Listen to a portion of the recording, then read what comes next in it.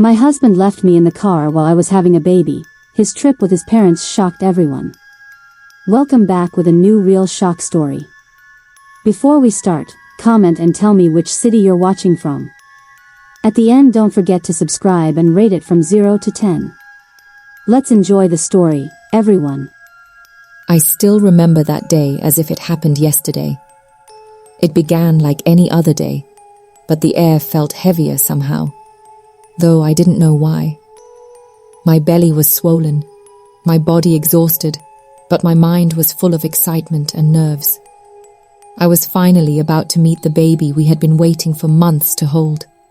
My husband, Daniel, had promised he'd be with me.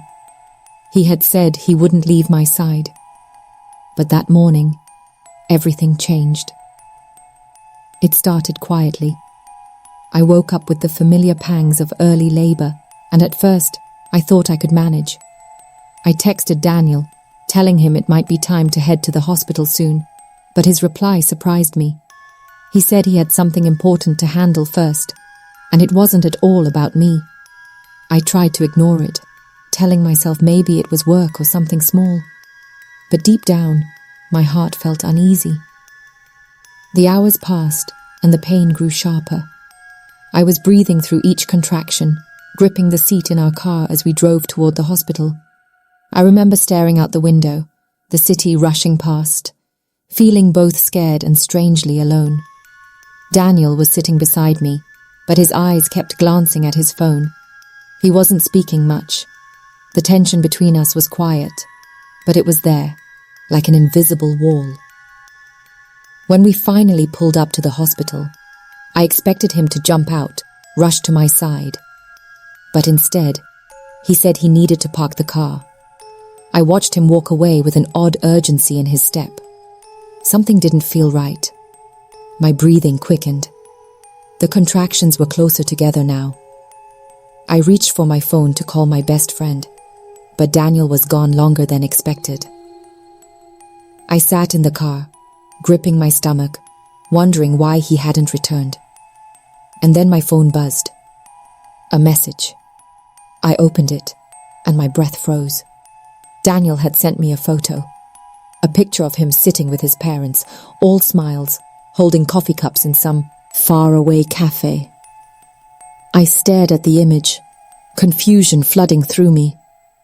Why would he leave me here, in labor, to go on a trip with his parents? The shock hit me hard. I could feel it in my chest, that heavy weight of betrayal. I tried to call him, my hands trembling, but his phone went straight to voicemail. The pain was sharp now, like fire ripping through me, and I was alone. My breaths came fast. My mind raced with questions I couldn't answer. Was he scared? Did something happen? Or did he just not care? The car felt smaller with each passing minute. I gripped the steering wheel, my knuckles white, staring at the hospital entrance that now felt impossibly far. I thought about the moment when I had trusted him most, when I had told him this was the most important time in our lives. And now, I was sitting alone, in labor, with no one but my fear and pain. Something inside me shifted. A mixture of heartbreak and determination began to rise. I realized that no matter what happened, I had to face this moment myself. I told myself I could do this. I had to. But deep down, I still couldn't shake the question haunting me. Why would he leave? As I finally stepped out of the car, clutching my belly, the weight of everything crushed me. Every step toward the hospital felt like carrying not only my body, but also the heavy truth that something had broken between us. Something far deeper than just a moment. And I didn't know if it could ever be fixed. The hospital doors felt cold against my trembling hands. Every step inside echoed in my head, like the pounding of my heart, loud, relentless. Nurses glanced at me with gentle concern, their voices soft but hurried. I tried to explain between breaths, telling them I was in labor. Their eyes flicked toward my husband's absence, but no one asked questions. I think they knew. Sometimes silence says more than words. The labor room smell, faintly of antiseptic and worry. I sank onto the bed, gripping the sheets as contractions hit harder. My body shuddered under the pain, but my mind was somewhere else entirely, still stuck on that image Daniel had sent me in the car. Him smiling with his parents, coffee cups in hand, like nothing was wrong. My own pain felt invisible compared to the shock of being left alone in that moment. Time became something slippery, stretching endlessly between contractions. The world outside my room was alive, but inside it felt like I had been dropped into a different place. One filled with fear, confusion, and a sharp ache of betrayal. Nurses moved in and out quietly, offering water, pain relief, gentle words I barely heard. My eyes stayed fixed on the phone in my hand, replaying his message over and over. Somewhere in the middle of my pain, I realized I was crying. Not just because of the contractions, but because of something heavier. Loneliness. Anger. The deep ache of knowing someone you love could walk away at the exact moment you needed them most. I tried to reach out to Daniel again, my thumb trembling as I tapped his name. No answer. The silence rang louder than the noise in my head. A nurse placed a cool hand on my shoulder. "Everything's going to be okay," she said softly. I wanted to believe her. I wanted to believe that somehow Daniel would appear, explain himself, and this nightmare would dissolve. But my body told me otherwise. Each contraction was a reminder that I was facing something monumental. Alone. The pain grew sharper, and so did the questions. Why would he choose to leave? Did he not understand what was happening? Or was there something deeper I couldn't see? My mind raced, pulling at every memory of Daniel. His smile, his promises, the way he used to hold my hand when I was scared. And now those memories felt like they belonged to someone else. Hours passed, though I couldn't tell exactly how long. The world beyond the room was a blur of footsteps and voices. My own breath became my only anchor. I could hear Daniel's laughter somewhere far away in my memory. But here, in this room, it was replaced with silence. The silence that felt heavier than any sound. Then, in the middle of a particularly painful contraction, my nurse spoke softly but firmly. "The baby's coming soon. Are you ready?"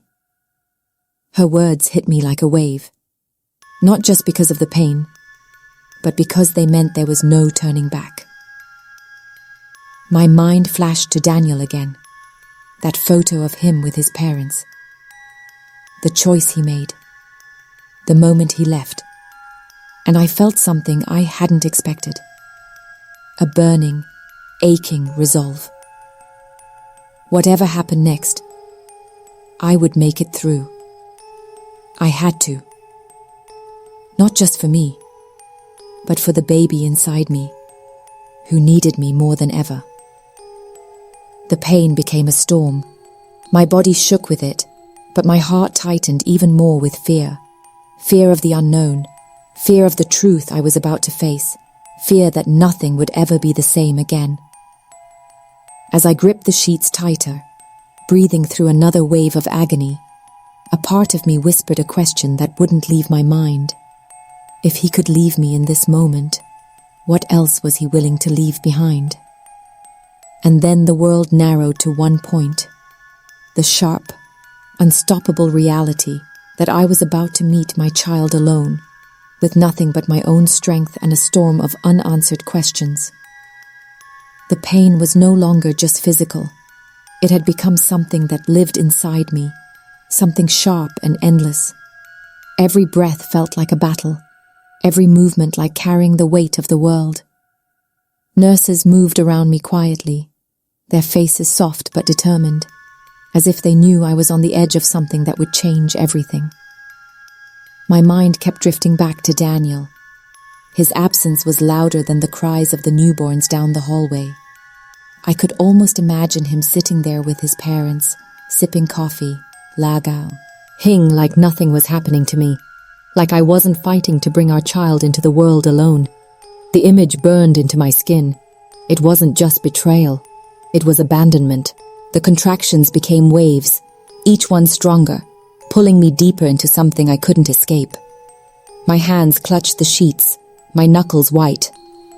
My body was trembling now, not just from pain, but from exhaustion and fear.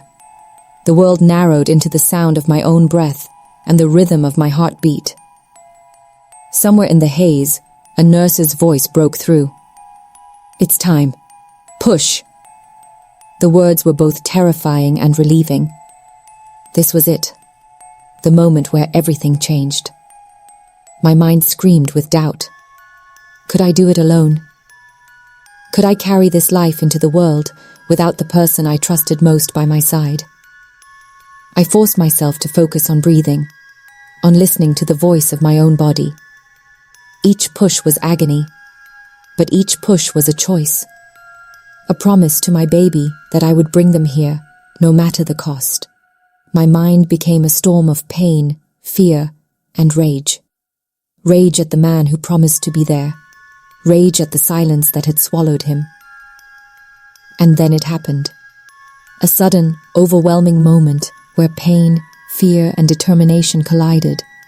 I screamed, not just from the contraction, but from everything that had led to this. Every lie, every unanswered question, every moment I thought I could trust someone who walked away. I felt a rush of heat, of movement, and then relief, a cry, the sound of life. The nurses worked quickly, their voices a soft blur as they cleaned and wrapped my child. I lay back, my body trembling with exhaustion. And yet, beneath it all, I felt a strange strength rising inside me. I had done this, alone. Somewhere beyond the haze, I heard footsteps. My heart leapt. But when I opened my eyes, it wasn't Daniel. It was a nurse with my baby wrapped against her chest. She handed the child to me gently. I cradled them, tears streaming down my face. It was a strange mixture of joy and sorrow. Joy for life. Sorrow for the loss I felt in that moment. I kept words, whispering to the baby, telling them they were loved. Even though my own heart was breaking. Even though I was still searching for answers. Somewhere deep inside, I knew this wasn't just about a baby being born. It was about a moment that revealed everything. A moment that would stay with me forever. And I couldn't stop asking myself the same question over and over. If he could leave me here, at the most vulnerable moment of my life, what else was he capable of abandoning? That question would haunt me long after the pain faded, long after my body healed. Because some wounds aren't physical. They live in the silence. And in that silence, I knew my life would never be the same again. The world outside the hospital room felt strangely distant. The walls, the quiet hum of machines, the soft footsteps of nurses. It all felt like a dream I wasn't entirely awake from. I stared down at my baby, still wrapped in that thin hospital blanket, their tiny chest rising and falling in a rhythm that was mine, and yet, somehow, entirely their own. Holding them, I felt a strange mix of exhaustion and fierce protectiveness. Every ache in my body was a reminder of what I had just endured. But underneath the physical pain was something heavier, the weight of betrayal. Daniel's absence wasn't just a decision, it was a statement, and the truth of it burned in me more than the contractions ever had. The hours that followed were quiet, though my thoughts screamed louder than ever. I replayed everything in my mind, the way Daniel had smiled earlier that morning, the careless words in his texts, and then the silence that had followed. I wondered if he thought about me at all, Did he know how close I had been to needing him? Or was his trip with his parents more important than the moment I was bringing our child into the world? Friends and family filtered into the hospital room later, offering sitat, oft smiles and quiet congratulations, but none of it erased the hollowness I felt. I smiled back, because it was easier than explaining, because the questions I carried were too heavy for casual conversation. Deep down, I knew something had shifted. My life would never return to what it was before. That night, lying in the quiet hospital room with my baby sleeping in my arms, I let myself cry. Not just for the pain I endured, but for the truth I had learned. The truth that love, sometimes, is not enough to keep someone by your side. That the hardest part of love isn't losing it, but realizing that it was never the same for both of you. Somewhere in that stillness, I found a strange clarity. I wasn't just Alec, the woman who had been left alone in a hospital room. I was Alec, the mother who had fought through pain, abandonment, and fear to bring life into the world. And that made me stronger in ways I didn't yet understand. The next morning, the sunlight spilling across the hospital bed felt different. There was still pain, but there was also something else. A quiet resolve. I wasn't sure where I was going from here, but I knew I couldn't go back to the same person I was before. Something had shifted inside me forever. And as I held my child close, I whispered a question I didn't have the answer to. How do you trust again when someone you loved most chose to walk away? That question would follow me long after the hospital. It would follow me into every choice, every relationship, every quiet moment. And maybe that's the lasting truth of what happened. Not just the birth of a child, but the birth of a new kind of strength. Because sometimes, the hardest part of a story isn't the moment it ends. It's learning how to live with what it left behind. The days after leaving the hospital were quiet but heavy. Life felt different now, like the air itself carried a new weight. I was no longer just living. I was surviving, carrying both a newborn and the truth of what had happened. Every step felt fragile, yet somehow more determined. At home, the silence was louder. Daniel had not called. He had not explained. It was as if he had vanished, taking with him the life we had planned together. I would never know if it was fear, selfishness, or something deeper that made him walk away. All I knew was that his absence was now part of my life. And in a way, so was his betrayal. I spent long nights cradling my child, staring at their tiny face, tracing the soft lines of their skin, wondering what kind of world they would grow into. I thought about the promise of safety every parent makes, that they will protect their child no matter what. And I realized that promise wasn't about someone else. It was about me. I had to be that protector now, for them, for myself.